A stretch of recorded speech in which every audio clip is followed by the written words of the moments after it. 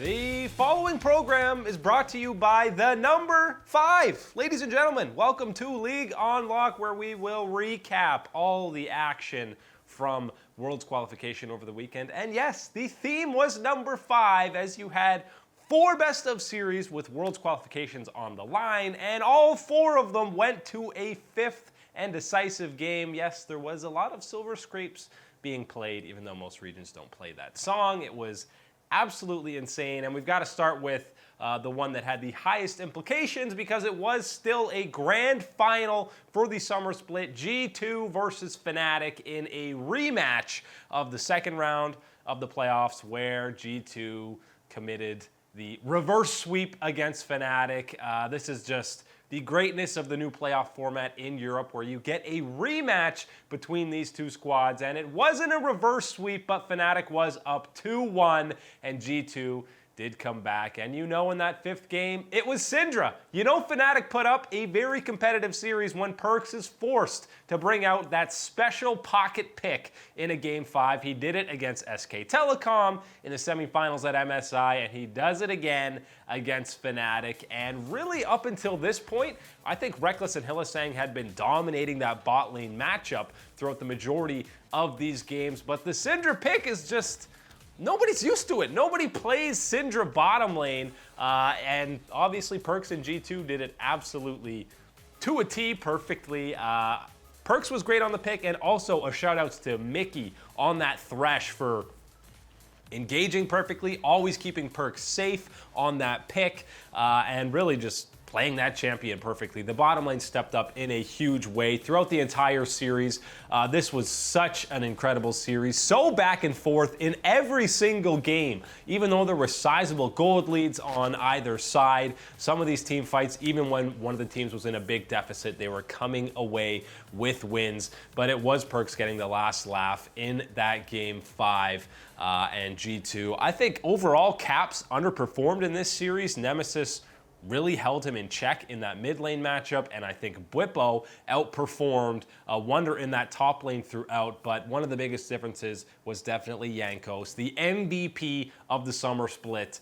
He outclassed Broxah in the majority of these games and showed why he is deserving of that MVP award here in the summer split. G2, the Grand Slam, still lives on. Spring split, MSI summer split champs, heading into Worlds, the last one on the mantle for them to take. And with this win, Perkz is now the winningest player in the history of the LEC, or the EU LCS. His 6th trophy. The guy's only been around for 8 splits. He's won 6 of 8 and been to the finals 7 of those 8 splits. Absolutely incredible, and I think this cements him as the greatest European player of all time, especially when 2 of those trophies came from a role swap down to the bottom lane. Absolutely incredible stuff from him, and obviously we've seen him show up on the international stage. By the way, that clip there, you saw Jankos on the ground. The guy got up screaming so loudly after that Game 5 win, he literally blacked out. He fainted. He fell for a second after that celebration, as you're about to see here. Just absolutely incredible. Look how hyped up he is, and then he collapses. He's too hyped up. He falls over. And that's an ultimate head rush. He was just too excited. But Perkz, I mean, 6 trophies now, more than some of the all-time greats we're talking about. Obviously, Reckless, Yellowstar, Xpeke, all of the old Fnatic gods. But when you start your career with 4 LEC championships in a row, you're on the right track to becoming one of the GOATs. And I think Perkz is now definitively not only in that conversation, but right at the top of that conversation. It's just a shame he doesn't have an MVP award to go along with it. He's been denied and kind of had it stolen from him a few splits. Jankos absolutely deserved it this split, and Caps the one before. But Perkz, he is the face of G2 and the face of EU right now. 6 LEC titles.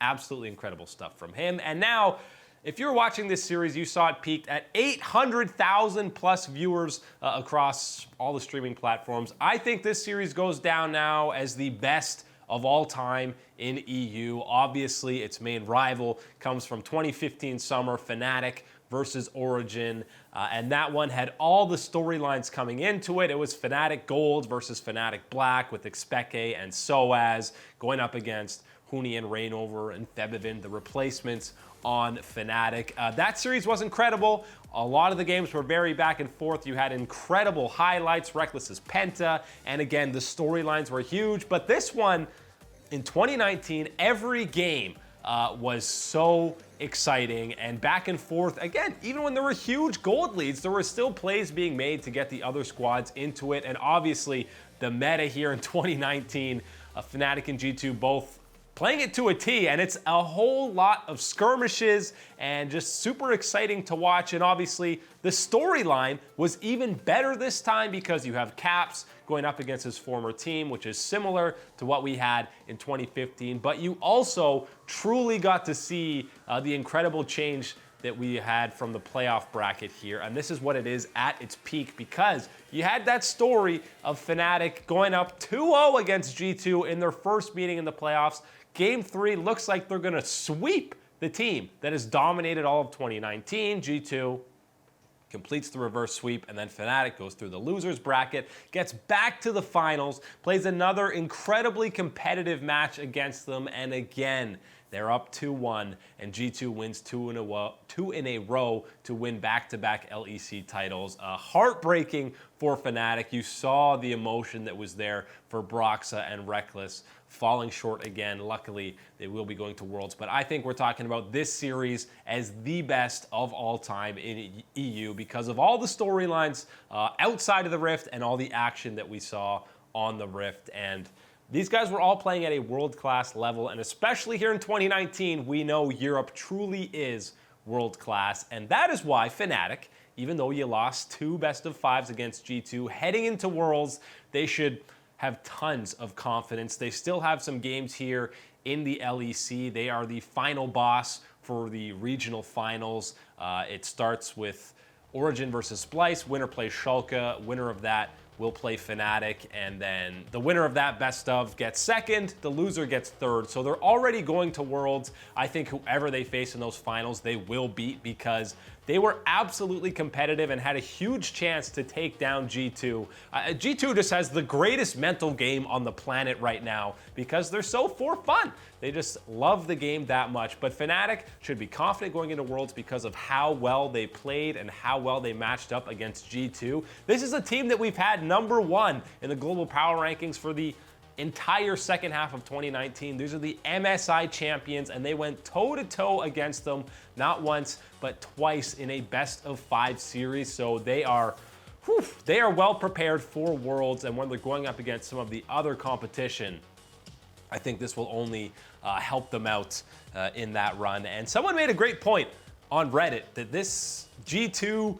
versus Fnatic rivalry is very similar to what we saw in 2018 between RNG and Invictus, where IG didn't win either of the LPL splits. RNG dominated the entire scene leading into Worlds, just like G2, and Fnatic takes the role of IG here in 2019, which means they should be world champions if we're following that suit. But that was a very interesting observation. Either way, Europe should be very confident and very happy with their 2 squads going, and Fnatic, hold your heads high. I know it's very difficult to swallow this pill right now, but Worlds is around the corner, and you should be booming with confidence heading into that one. Coming up after the break, we're talking about IG. Well, the defending champions will have a chance to defend their title. They just barely squeaked into Worlds.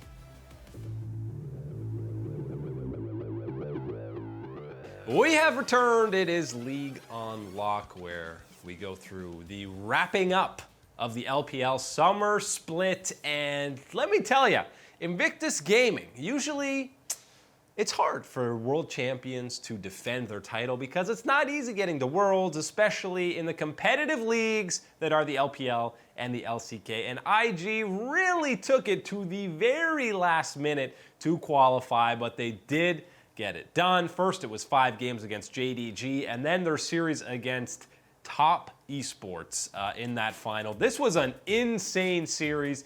TES were right there with IG. We were still waiting for IG to find their form, and they waited until, again, the last possible second, and it was the Shy and Rookie playing well, that's the way IG wins. Jackie Love continued to be the most consistent player throughout all of 2019, but a lot of these games, the team that won weren't who you were expecting. It was IG jumping out to a 1-0 series lead, and then it looked like it was going to be 2-0 before Top had a incredible bounce back game that got them back into it. And then games basically 3 to 5 were very back and forth. Well, actually game 4 was a stomp for IG, or game 3 was a stomp, excuse me, but 4 and 5 were very back and forth. And I mean, Knight's doing all that he can, man. He's stealing Barons on Zoe. He's making sure the team gets an ace. He basically had a one bad game in the 5 series, but you knew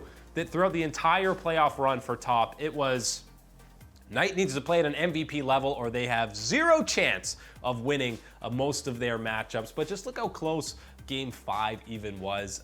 The Shy was insane on the Vladimir in this one. And what a contrast between game 4 where he went 0-9 on the Aatrox, 0-9-3, a champion that he's ended hopes and dreams on. But he bounced back huge. He was massive in the Vladimir 4 team fights, and can't confirm now that Vlad is still a very disgusting champion when it comes to the late game phases. But this one was all about that mid lane matchup. And I swear, anytime Rookie and Knight match up, it is just an insane back and forth. And I think to the betterment and detriment of TOP, whenever Rookie plays Knight, he plays at a higher level than we see throughout any of the other splits. Maybe he's just, okay, this guy's the future of the LPL, I gotta step up my game.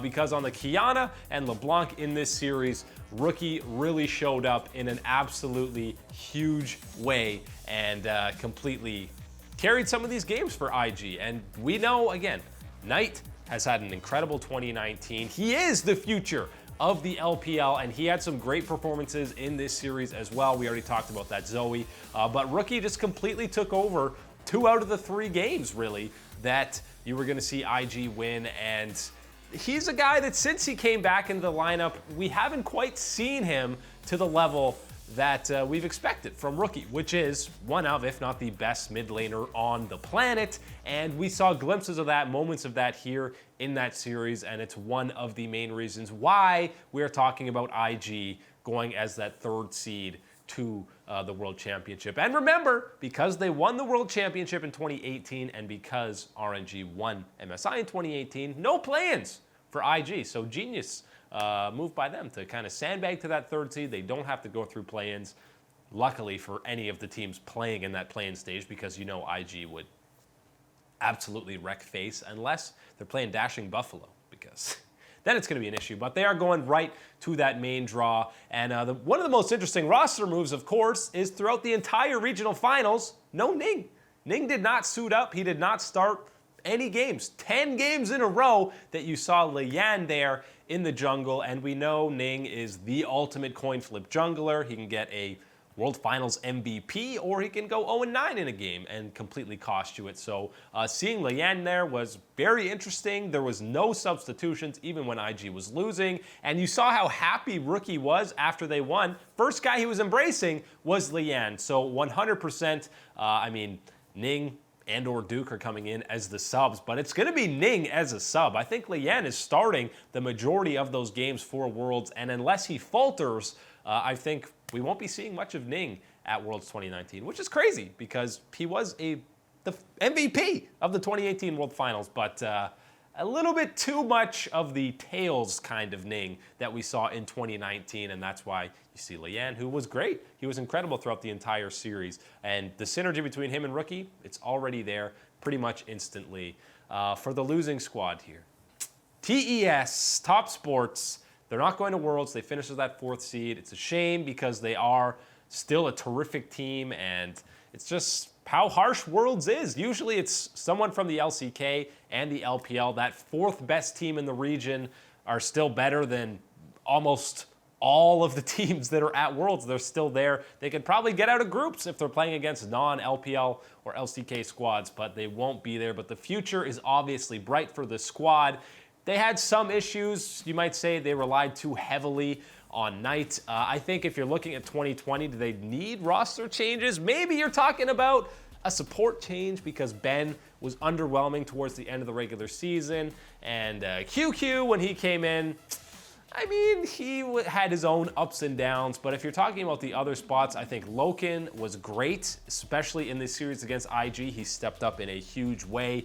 XX, I think the synergy is still there for him and Knight, so I don't think you're getting an upgrade there. And 369 is 17, 18 years old. There's still plenty of room for development there. So I think we're going to be talking about top eSports as still one of the best teams in China for a few more splits to come, because this is just the beginning of the career for Knight. I think we're talking about multiple MVPs for this guy, multiple All-Pro nominations. There's been tons of hype around him ever since he was dominating solo queue when he was a substitute on Suning and RNG, and he's just going to be that next wave of world-class mid-lane talent. It'll be soon enough that we will be seeing him at Worlds. Unfortunately, it will not be here in 2019.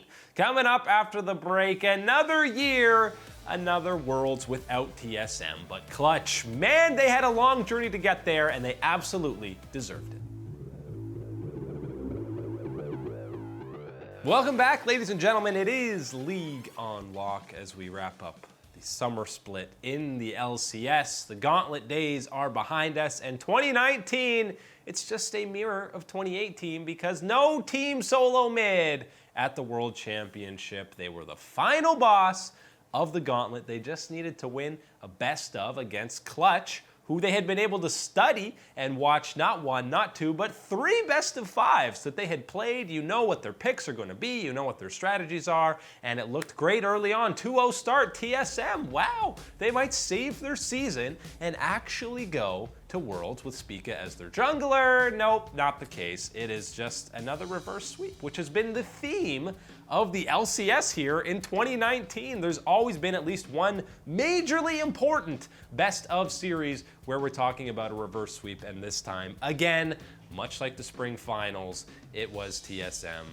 falling away and not going to the World Championship. And really, if you are a fan of North America and you want to see the best performing teams at the World Championship, then you should be happy with the 3 that we got. I think Clutch Gaming 100% has a better chance of maybe not getting out of groups, but making some noise, potentially getting an upset of some kind at the World Championship than TSM. And I mean, they played better in this series. TSM looked pretty good in 2 games. They even had some solid early game in the last 3 games, but Clutch got it done. TSM, they continue to wait for mistakes, it seems like, from opposing teams, which worked in 2015 and 2016 when teams were still figuring out how to play, but we're 3 years later. Teams just don't make as many mistakes, and this meta, as we've seen for countless splits, rewards the team that will make the aggressive plays and try something to get ahead, and that's exactly what Clutch did for the majority of this series. Super happy for Huni, Lyra going to his first World Championship, Demonte going to his first Worlds with Vulcan, and Cody Sun, 3rd year in a row that he's going to Worlds on a 3rd different team, even though he didn't play last year with 100 Thieves. Really happy for him.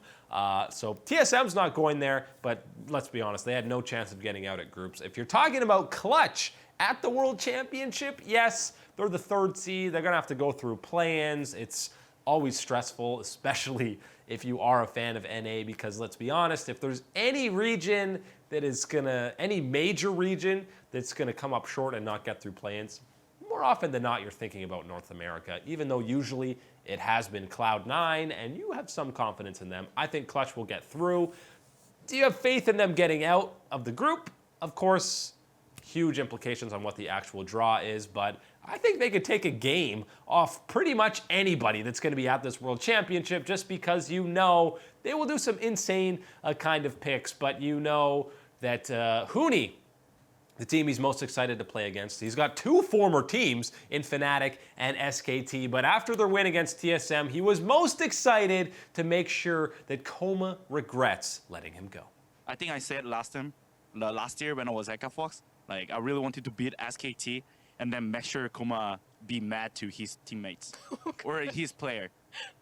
Okay, so then that being said, you guys do have to go through play-ins. Is that something that you're worried about, or are you excited for that? I'm really excited to see it. I really want to make Coma mad, and I'm gonna crash the con and Clade. I think we can, right?